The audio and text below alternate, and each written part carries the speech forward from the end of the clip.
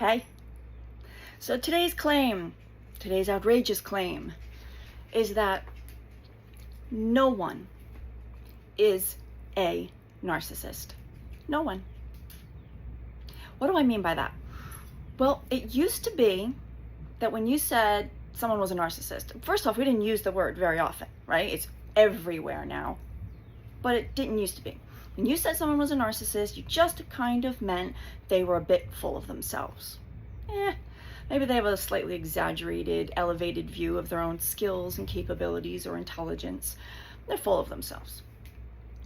But these days, everybody and their Aunt Biddy is throwing around this word narcissist. He's a narcissist. She's a narcissist. My mother's a narcissist. My boyfriend's a narcissist. Everybody's a narcissist. Well, I beg to differ. No one is a narcissist. First, there's Narcissus, which is a character from ancient Greek mythology that fell in love with his own image in a pool of water. There's a whole story that goes with that. There's other characters in it and so forth and so on. Then we have two things. We have people, individuals who display narcissistic traits and characteristics. And then we have a split, and on this side, there is narcissistic personality disorder. What is that? Really quickly. This is a bunch of psychologists got together in America and sat down and said, when someone displays these traits, we're going to call that narcissistic personality disorder because they display these traits pervasively and consistently. And then they decided, out of these 9 traits, how many does a person have to display to be considered having an actual personality disorder? And then they just took a vote. 3, no, 4, 5. Oh, we got to take her. 5 it is. 5 out of these 9 characteristics, and we'll label someone as having narcissistic personality disorder if they display them pervasively and consistently.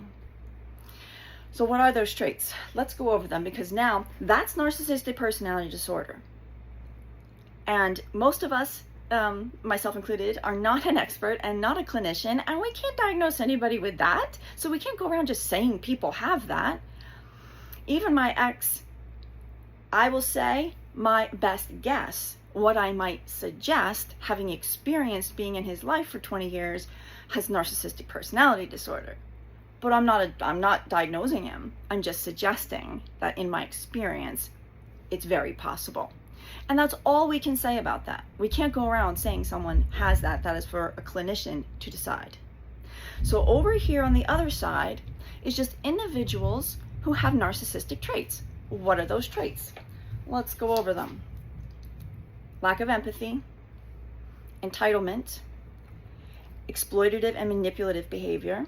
They might also display grandiosity, a preoccupation with unrealistic fantasies about success or power.